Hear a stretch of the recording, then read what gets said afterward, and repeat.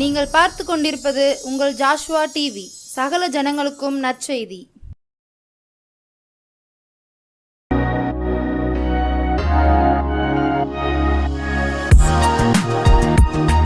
சேனைகளின் கர்த்தராம் இயேசு ரட்சகர் உங்களோடு பேசும்படியாய் தந்த இந்த பாக்கியத்துக்காய் அவரை நன்றியோடு துதிக்கிறேன், சோதரிக்கிறேன்.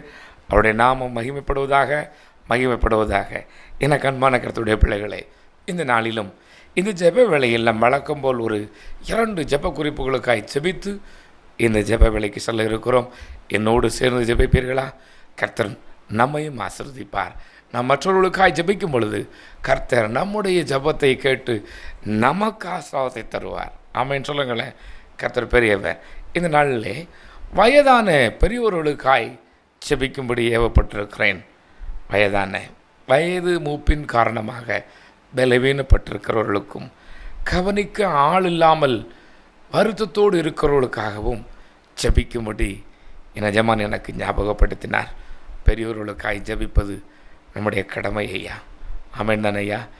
இன்றைக்கி அநேகர் தங்களுடைய பிள்ளைகளை கஷ்டப்பட்டு படிக்க வைப்பார்கள். மிகவும் கஷ்டப்பட்டு படிக்க வைத்து நல்ல இடத்தில் திருமணம் செய்து கொடுப்பார்கள்.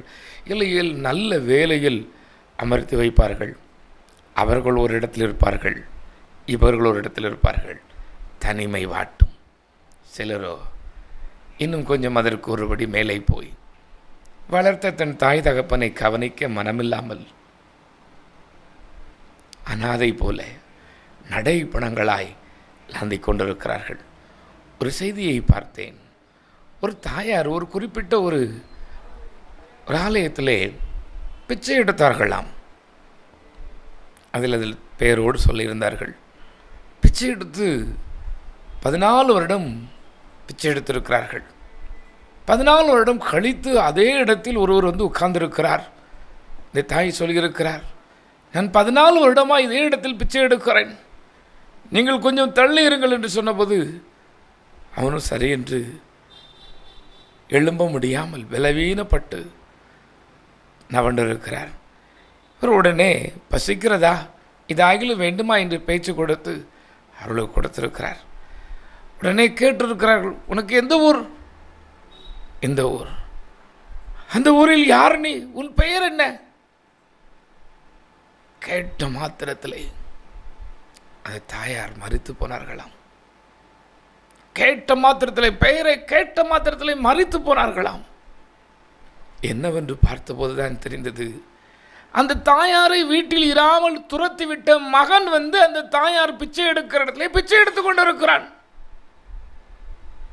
தகப்பனே, அரவேண சகோதரனே, சகோதரியே, முதியோர்களை கனம் பண்ணுங்கள். நான் உங்களை ஆசீர்வதிப்பாராக. அவர்களுக்காக ஜெபிப்பது நம்முடைய கடமை. கண்களை மூடி எங்கள் அதிகமாய் நேசிக்கிற எங்கள் பரலோக பிதாவே, இயேசு அப்பா, இந்த நாளிலே நீர் தந்திருக்கிற ஒவ்வொரு பெரியோர்களுக்காய் தாய்களுக்காய் நாங்கள் ஜெபிக்கிறோம் அப்பா. அவர்கள் மனதார வாழ்ந்து சுகித்திருக்கட்டும். தேவனே, தனிமையோடு இருக்கிற பெரியோர்களுக்கு தேவனே நீர் துணையாக இருந்து பலனை தாரும். அன்றைக்கு மோசேயின் வயது முதிர்ந்தால் அவனுடைய பலன் குறையாமல் இருந்தது போல உடைய பலனும் குறையாமல் இருக்கட்டும். அந்த முதியோர்களை கவனிக்கிற ஒவ்வொருவரும் நான் ஆசீர்வதிக்கிறேனப்பா. அவர்கள் ஆசீர்வதிக்கப்படட்டும், அவர்கள் சந்ததி ஆசீர்வதிக்கப்படட்டும், அவர்களுடைய தேவையெல்லாம் சந்திக்கப்படட்டும். நசனாகிய இயேசு கிறிஸ்துவின் நாமத்தினாலே ஒவ்வொருவரையும் நான் ஆசீர்வதிக்கிறேன். பெற்றோரை கவனிக்காத பிள்ளைகளுக்கு கவனிக்கும்படியான ஒரு எண்ணத்தை தேவனை தந்து பாதுகாத்து வழிநடத்தும். எங்கள் மீட்பரும் எங்கள் இரட்சகருமாகிய இயேசு கிறிஸ்துவின் மூலம் ஜெபிக்கிறேன், ஜெபங்கேளும் நல்ல பிதாவே. ஆமேன், ஆமேன், ஆமேன். அடுத்தபடியாக இன்னும் ஒரு ஜெப குறிப்பு. வரும் காலங்கள் கொடிதாக இருக்கிறது என்று ஒவ்வொருவரும் சொல்லிக் கொள்கிறார்கள். வேதமும் அப்படித்தான் சொல்கிறது. கடைசி நாட்களிலே யுத்தங்களும் பஞ்சங்களும் கொள்ளை நோய்களும் விதவிதமான வழியில் வரும் என்று. யுத்தத்தின் செய்தியை கேள்விப்படுகிறீர்கள். அநேகர் புலம்புகிறார்கள், 3ஆம் உலகப் போர் வந்துவிடுமோ என்று. யுத்தங்களை ஓய பண்ண வேண்டும் தேவன். ஆமேன் சொல்லுங்களேன். யுத்தங்களை ஓய பண்ண வேண்டும். ஆம், நாட்டுக்கு நாடு, தேசத்துக்கு தேசம் ஒவ்வொரு இடத்திலும் பிரச்சனையோடு இருந்து கொண்டிருக்கிறது. தேவன் தாமே இஸ்ரவேலுக்காக வேண்டிக் கொள்ளுங்கள் என்று வேதத்திலே சொல்லப்பட்டிருக்கிறது. இஸ்ரவேலுக்காக வேண்டிக் கொள்ளுங்கள். ஒவ்வொரு தேசத்துக்காகவும் ஒவ்வொரு தேசமும் ஒவ்வொரு தேசத்தை குறிவைத்து தான் இருக்கிறது. எனக்கு அன்பான கர்த்தருடைய பிள்ளையே, அவர்களுக்காக ஜெபிப்பது நம்முடைய கடமை. தேசத்தில் சமாதானம் இருக்கட்டும். கண்களை மூடுங்களேன். ஐயா, ஒவ்வொரு தேசத்துக்காக நாங்கள் ஜெபிக்கிறோம்.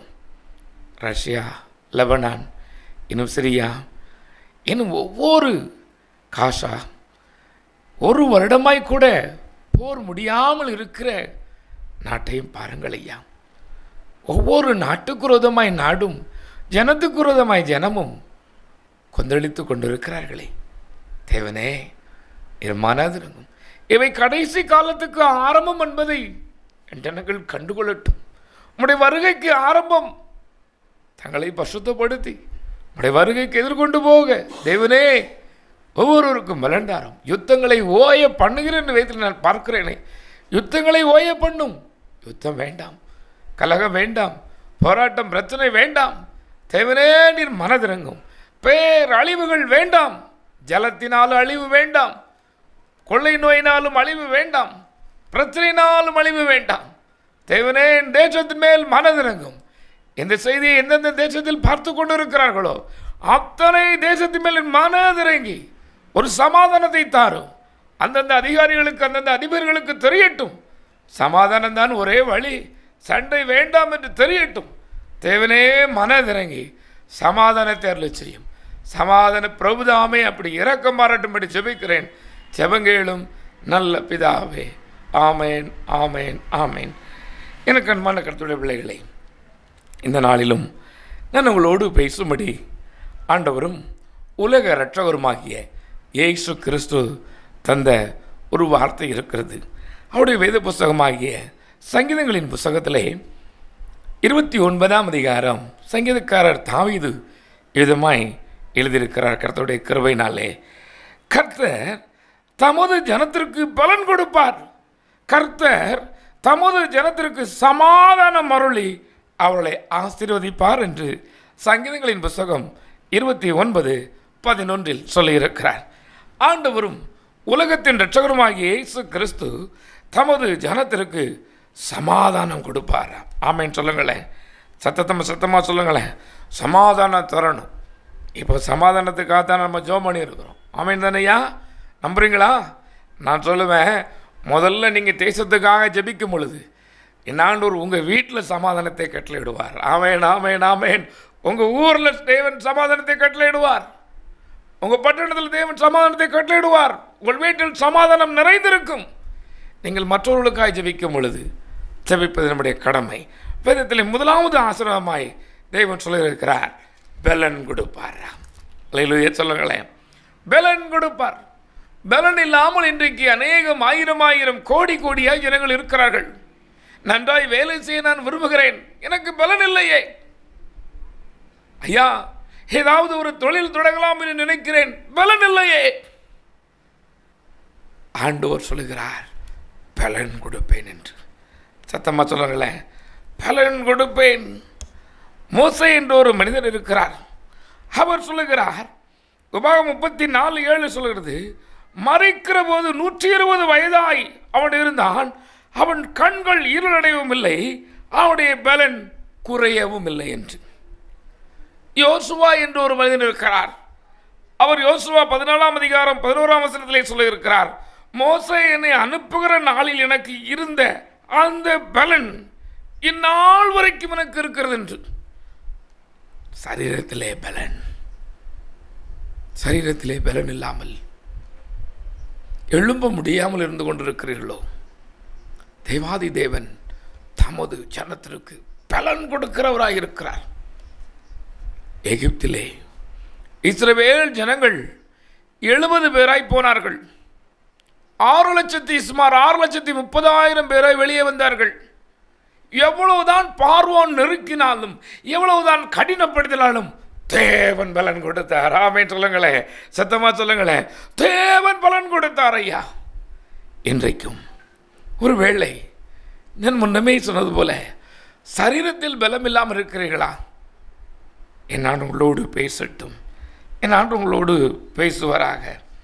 அங்கே சங்கீதங்களின் புஸ்தகம் 71:9 சொல்கிறது, முதிர் வயதில் என்னை தள்ளிவிடாமலும் என் பலன் ஒடுங்கும் போது என்னை கைவிடாமலும் என்று சங்கீதக்காரர் தனது சங்கீதத்திலே 71:9 சொல்லியிருக்கிறார். முதிர் வயதில் எனக்கு பலன் குறைஞ்சப்போ என்னை விட்டுறத கேட்டேடி. ஒவ்வொரு தாய் தகப்பனும் தன் பிள்ளைகளை வளர்க்கும்போது நினைத்து கொள்வார்கள், என் பிள்ளை எனக்கு பலன் குறைந்த நாட்களிலே கடைசி நாட்களில் எனக்கு உதவி செய்வான், என்னை நன்றாய் பார்த்து கொள்வான், என் பிள்ளை என்னை கவனிக்கும் என்று எங்கள் பதிலே சொல்வார்கள். இல்லாதெல்லாம் விற்று படிக்க வச்சோம்னு, எதையெல்லாம் இழக்கக்கூடாதோ அத்தனையும் இழந்து படிக்க வைப்பார்களாம். எனக்கு அன்பான கர்த்தருடைய பிள்ளையே, தகப்பன் தாயும் தன் பிள்ளைகளை நம்புவார்கள், இவன் நமக்கு பலனாயிருந்து நம்மை பாதுகாப்பான் என்று. இன்றைக்கு அநேகருக்கு தெரிவதில்லை, தானும் ஒரு பிள்ளைக்கு தகப்பனாவோம், நமக்கும் இதே தம்முடைய பிள்ளை செய்யும் என்று மறந்து போகிறார்கள்.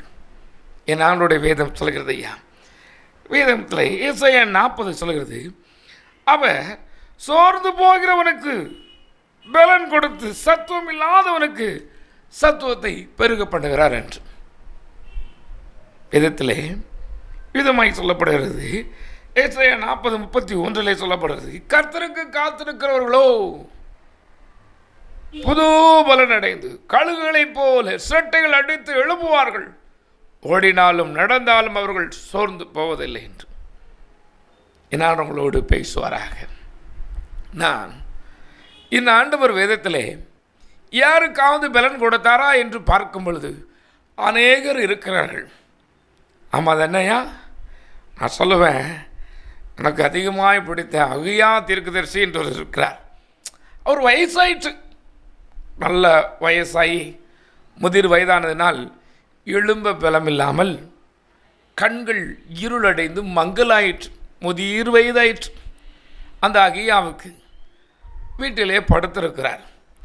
இந்த அகியாவோடு கர்த்தர் வயதானாலும் இருப்பார் என்று நம்பி யெரொபெயாம் என்னும் ராஜாவுடைய மனைவி அன்றைக்கு எல்லா காரியத்தையும் கர்த்தருடைய ஊழியரிடத்தில் போய் விசாரிப்பார்கள்.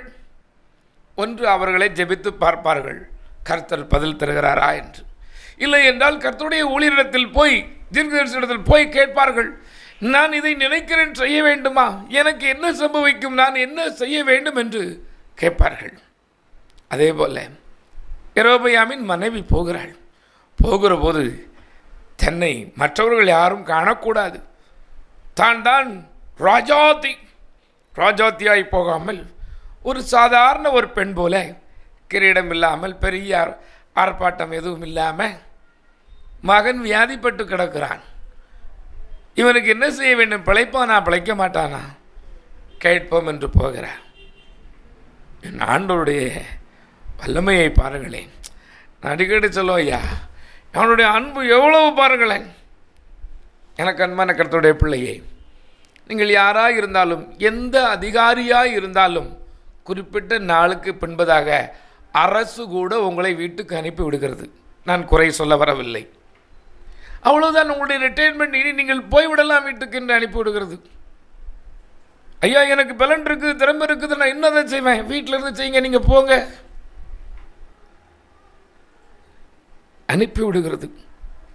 இந்த ஆண்டவரை உறுதியாகி பற்றி கொண்டதினாலே அகையா இருக்கிற வீட்டுக்கு நான் சொல்லுவேன், ஐயா என் எஜமானே இயேசு மகாராஜனும் அங்கேதான் இருந்தார், என் பிள்ளை வயதாகி விட்டது, என் பிள்ளை என் சரீரம் பலனற்று விட்டது, ஆனாலும் நான் அவரோடு இருப்பேன். இது உலகமும் பலன் இருக்க வரைக்கு தான் அன்பு கூறும். அப்படித்தானம்மா?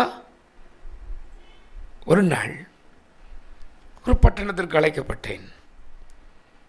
அங்கே எஜமானுடைய வல்லமை பலமாய் வெளிப்பட்டது. அதன் வழியாய் போகிற ஒரு மனிதன் உள்ளே வந்தார். அவருக்கு ஒரு கையும் காலும் சரியாய் வரவில்லை. உள்ளே வந்து எனக்காக ஜெபியுங்கள், எனக்காக ஜெபியுங்கள் என்று சொன்னார். நானும் எத்தனையோ ஜெபம் பண்ணி பார்த்தாச்சு, ஒன்றும் நடக்கலை. என்ன செய்ய? ஆராதனை முடிந்தது. ஆராதனை முடிந்து அன்றைக்கு அது ஒரு உபவாச கூட்டம். அங்கே சாப்பாடு கொடுக்கிறார்கள். அருமையான குருவானவரும் நாங்களுமாய் சாப்பிடுகிறோம். இந்த மனிதர் வாசல்லே நிற்கிறார். எங்களுடைய கீபோர்ட் சொல்கிறார், அண்ணா அவர் வெளியே தான் நிற்கிறார். என்ன பதில் சொல்ல? இன்னைக்கு அவர் கை வராமல் போக மாட்டார் முழுக்க. நான் என்ன செய்ய அப்படின்னு எனக்கும் தெரியட்டு. நான் என்ன செய்யாண்டவரேன்னு சாப்பிட்டேன். கையை கழுவ போகலையா, நடந்தது எப்படியே சொல்லுகிறேன். எந்திக்கல, உட்காந்துக்கிட்டு இருக்கிறேன். அருமையான அந்த குருவர் எந்திக்கையா போவோம் அப்படிங்கிறார். குரு செய்யா, நான் வாசல் நிற்கிறேன், என்ன பதில் சொல்ல? இயேசுவே இயேசுவே, எப்படியாவது எனக்கு ஒரு இறக்கம் பாராட்டுங்கப்பா, அவருக்கு ஒரு சுகத்தை தந்துருங்கப்பான்னு சொன்ன போது என் ஆண்டவர் எனக்கு அவருடைய வாழ்வை காண்பித்தார். சந்தோஷமாக வெளியில் போனேன். வெளியில் போய் சொன்னேன், நன்றாக இருக்கும்போது, நீங்கள் நன்றாக இருக்கும்போது உங்கள் மனைவி பிள்ளைகளை விட்டு விட்டீர்களே, உங்கள் மனைவி உங்களுக்கு 3 பிள்ளைகள் உண்டு, 3 பிள்ளைகளும் எவ்வளவாய் கஷ்டப்பட்டார்கள், அது உங்களுக்கு உணர்வு இருக்கிறதா என்று கேட்டேன். அவ்வளோதான், அவருக்கு பயந்துட்டார். உங்களுக்கு எப்படி தெரியும் என்னுடைய வாழ்வு என்று சொன்னார். நான் சொன்னேன், எனக்கு தெரியாது ஐயா, என்னை இன்றைக்கு உங்கள் ஊரில் நிறுத்தின எஜமானுக்கு தெரியும், உன் வாழ்வு அவருக்கு தெரியும், நீ அவருக்கு மறைக்க முடியாது என்று சொன்ன பொழுது அவர் சொன்னார், நான் ஒரு பயணி வியாபாரி, இங்கே இருந்து பயணியை வாங்கி கேரளாவில் விற்பேன். அங்கே எனக்கு ஒரு பெண்ணோடு தொடர்பு ஏற்பட்டது, நானும் அப்படியே வாழ்ந்து விட்டேன். இங்கே உள்ள கவனிக்கல, அவள் என்னை பாதுகாப்பா, எனக்கு எல்லாம் செய்வான் நம்பினேன். அவள் நான் நன்றாக இருக்கும்போது உழைத்து கொடுத்த அத்தனை பழங்களையும் வாங்கி கொண்டாள். இப்பொழுது எனக்கு பலன் இல்லை, என்னை அனுப்பிவிட்டாள் என்று. இதை போல பல ஆயிரம் சாட்சிகள் கிராமங்களில் இருக்கிறது, ஊர்களிலே இருக்கிறது. பலன் இறக்குறைக்கு தான் நம்மை தேடுவார்கள். பலன் குறைந்த பண்பு யாரும் தேடுவதில்லை. ஆனால் என் எஜமானை பாருங்களேன், அந்த அகியா தீர்க்கதரிசிக்கு ஒன்றுமில்லை. அதனால் அவன் வந்து சொல்லுகிறார், அகியாவே உன்னைய பார்க்கறதுக்கு ராஜாவின் மனைவி வந்திருக்கிறா, அவன் இன்னும் ட்ரெஸ் போட்டிருக்கா, அவளுக்கு சொல்லு அப்படின்னு சொல்ல சொன்னார். கண்ணுக்கு கண்ணாய் காவலாய் இருந்தார் ஐயா இந்த தெய்வம். இந்த தெய்வத்தை ஏற்றுக்கொள்வீர்களா? உங்களுக்கு அவர் பலன் தருவார். சகோதரியே, உனக்கு அவர் பலன் தருவார். உன் பிள்ளைகள் உன்னை மறந்து போயிருக்கலாம், உன்னிடத்தில் நன்மை பெற்ற உங்கள் சொந்தங்கள் உங்களை மறந்து போயிருக்கலாம், நீங்கள் அதிகமாய் நேசித்த உங்கள் உறவுகள் உங்களை இன்று வெறுத்து எப்பொழுது சாவீர்கள், எப்பொழுது இந்த இடத்தை காலி செய்வது என்று ஏக்கத்தோடு பார்த்து கொண்டு கூட இருக்கலாம். நான் சொல்லுவேன், நீங்கள் உங்கள் நாட்களுக்கு முந்திக் கொள்வதில்லை. ஆமென் சொல்லுங்களேன். உங்கள் நாட்களுக்கு முந்திக் கொள்வதில்லை. மனதிலே போராட்டம் வருத்தம் வேண்டாம். ஒரே ஒரு சம்பவத்தை சொல்லி உங்களுக்கு ஜெபிக்க இருக்கிறேன். வேதத்திலே நான் பார்த்த பொழுது அப்போஸ்தலர் 3ஆம் அதிகாரம் 7வது வசனத்திலே ஒரு மனிதன் இருக்கிறான்.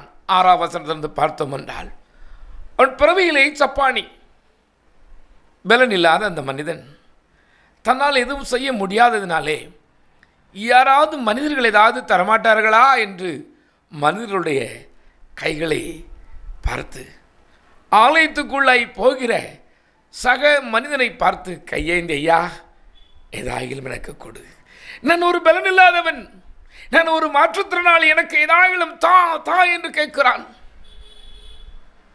என் அண்ணுடைய பிள்ளை போகிறார், எல்லோரிடமும் கேட்கறது போல கேட்கிறார், எல்லோரிடமும் கேட்கறது போல எனக்கு ஏதாவது தாங்க. என் அன்பு கர்த்தருடைய பிள்ளையே, நீயும் மனுஷன்ட்ட கேட்டு கேட்டு நொந்து போனாயோ? உதவி எனக்கு அவர்கள் செய்வார்கள், என் வீட்டை கட்டிவிடலாம், என் பிள்ளையின் படிப்புக்கு இவர்கள் உதவி செய்வார்கள், என் பிள்ளை படித்துவிடும், என் பிள்ளையின் வேலைக்கு இவர்கள் உதவி செய்வார்கள், என் பிள்ளைக்கு ஒரு வேலை கிடைக்கும் என்று சொல்லி நீ மனிதர்களை நம்பிக்கொண்டு இருக்கிறாயா? நீ மனிதனை நம்புவாயானால் அதே இடம்தான். ஆமாவா இல்லையா?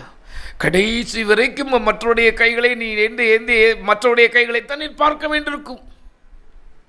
ஒரு முறை இந்த இயேசு கிறிஸ்துவை நோக்கி பாருங்களேன். இந்த இயேசு கிறிஸ்துவை நோக்கி பாருங்களேன். அந்த மனிதன் என் ஆண்டவருடைய பிள்ளை என்று என் ஆண்டவருடைய பிள்ளை சொன்னார், எனக்குள் இருக்கிறதை தருகிறேன். என் எஜமான் அப்படித்தான் சொல்வார். அவருடைய வல்லமை குறைந்து போயிட்டோ, அவருடைய மகிமை குறைந்து போயிட்டோ. 2 மாதத்துக்கு முன்பதாக நடந்த கன்வென்ஷன் கூடுகையில் ஒரு மனிதர் சொன்னார், ஐயா 3 வருடமாக என் கை செயலற்று போயிருந்தது. இப்போ பார்த்தீங்களா, நான் அந்த கூடவையை தூக்கிட்டேன், வராத கை. கடந்து வர ஒரு ஆள் அப்படிதான் சொல்லுது, நடந்தால் லம்பி விழுவும் ஐயா, இப்போ எப்படி நடக்கும் பார்த்தீங்களா அப்படின்னுச்சு. என் அன்பு கர்த்தருடைய பிள்ளையே, தேவனால் செய்யக்கூடாத காரியம் ஒன்று இருக்கிறதோ, அவரால் முடியாது என்று எண்ணுகிறாயோ, பலன் உள்ளவனுக்கும் பலன் இல்லாதவனுக்கும் உதவி செய்வதவருக்கு லேசான காரியம். உங்களை உயர்த்துவது, உன் பிள்ளையை மறுபடியுமாய் அதே வேலையில் நிறுத்துவது என் ஆண்டவருக்கு லேசான காரியம். அற்ப மனிதன் தந்திரமாய் செய்த சதியினால் வேலை இழந்திருக்கிறீர்களா? சகோதரனே, சகோதரியே, நான் அவருடைய அடிமை என்ற அதிகாரத்தோடு சொல்வேன், உன் நிலையிலே நீ சீக்கிரம் நிறுத்தப்படுவாய்.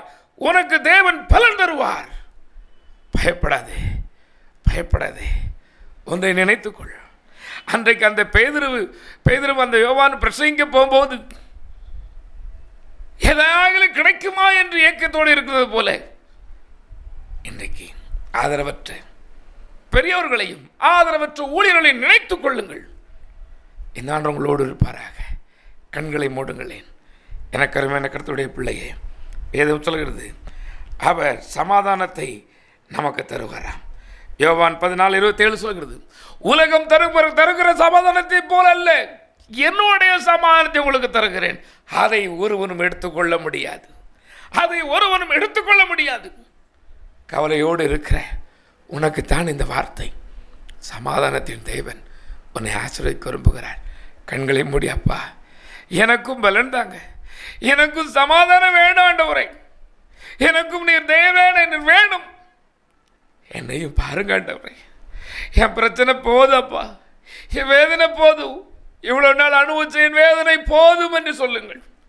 தேவனே, பலன் இல்லையே, என்னை எதிர்ப்போர் அநேகராய் இருக்கிறார்களே, அவர்களை எதிர்கொள்ள எனக்கு பலன் இல்லையே என்று புலம்புகிற பிள்ளைக்காய் ஜெபிக்கிறேன்ப்பா.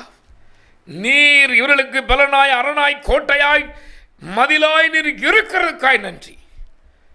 சகோதரனே, தேவன் உன்னோடு தான் இருக்கிறார். உனக்கு விரோதமாய் எழும்புகிறார்களே, பொய்யான குற்றச்சாட்டுகளை உன்மேல் சுமத்தி எழும்புகிற ஜனங்களுக்கு விரோதமாய் உன் தலையை உயர்த்துவார், உன் தலையை உயர்த்துவார். வாழ்ந்திருப்பாய், வாழ்ந்திருப்பாய். இன்னைக்கு அநேகர் சொல்லுகிற ஒரு வார்த்தை உண்டு, ஐயா என் குடும்பம் என்னை நம்புவதில்லை, என் மனைவி என்னை நம்புவதில்லை, என் தகப்பன் என்னை நம்புவதில்லை, நான் என்ன செய்வேன் என்று. தேவன் உன்னை நம்பி குடும்பத்தை தந்திருக்கிறார். ஐயா சகோதரியே, தேவன் உன்னை நம்பித்தான் இந்த குடும்பத்தை தந்திருக்கிறார். தேவன் உன்னை நம்பி பிள்ளைகளை தந்திருக்கிறார். நீ அவரை நோக்கி பார், இப்பொழுது அவரை நோக்கி பார். உன் போராட்டங்கள் நீங்கும், உன் வருத்தங்களை தேவன் நீக்க வல்லமை உள்ளவர். சேனைகளின் கர்த்தர், அவரால் செய்யக்கூடாத அதிசயமான காரியம் ஒன்றுமில்லை, ஒன்றுமில்லை. அப்பான்னு கூப்பிடுங்க, இயேசுவேன்னு கூப்பிடுங்க. இந்த ஜெப வேளையில நீ செபி, தேவன் உனக்கு இறங்குவார். உனக்கு இறக்க செய்ய வேறு யாருக்கு இறக்க செய்ய போறார்? அவர் சொல்லியிருக்கிறார், நான் மாம்சமான யாவருக்கும் தேவனாகிய கர்த்தர் என்று. உனக்கு கர்த்தர் ஐயா, சகோதரனே உனக்கு கர்த்தர், சகோதரியே உனக்கு கர்த்தர் அவர். கர்த்தாவே, என் வீட்டுக்கு ஒரு சமாதானம் வேணும். போராட்டம் போராட்டம் ஒரு அளவில்லாத போராட்டமாக இருக்குது, என் வாழ்வை முடித்துக் கொள்ளலாமா என்று நீ எண்ணுகிறாயா? தேவன் உன்னை வாழ வைத்திருக்கிறார். ஆசீர்வதிப்பார், உனக்கு பலன் தருவார். நீ அதே இடத்தில் அதே பட்டணத்தில் உயர்த்தி இருக்க, உன்னை உயர்த்திக்க அவருக்கு பலன் இருக்கிறது. உனக்கும் பலன் தருவார். கடன்களை நினைத்து போற ஆண்டவரே, புலம்புகிற பிள்ளையை பாரும். சீக்கிரத்தில் உள்ள கடன் பாரங்கள் மாறட்டும் அப்பா. வியாபாரம் இல்லையே என்று புலம்புகிற பிள்ளையை பாருங்க. ஒவ்வொரு தொழில் செய்கிற ஒவ்வொருவருக்கும் தேவனே நீர் மனதிறங்கும், ஆசீர்வாதம் தாரும். எவ்வளவு வந்தாலும் என் கையில் ஒன்றும் நிற்பதில்லையே, எவ்வளவோ பணங்கள் வருகிறது, ஒன்றும் இல்லையே என்று புலம்புகிற சகோதரனையும் பாரும். தேவனே நீர் ஆசீர்வதியும். உடைய இரக்கமுள்ள கரத்தில் உடைய பிள்ளைகள் ஒவ்வொரு நான் வைக்கிறேன். ஏற்றுக்கொண்ட ஆசீர்வாதத்தாலும் நன்மையினாலும் நிரப்பும் பிதாவே. ஆமேன், ஆமேன், ஆமேன்.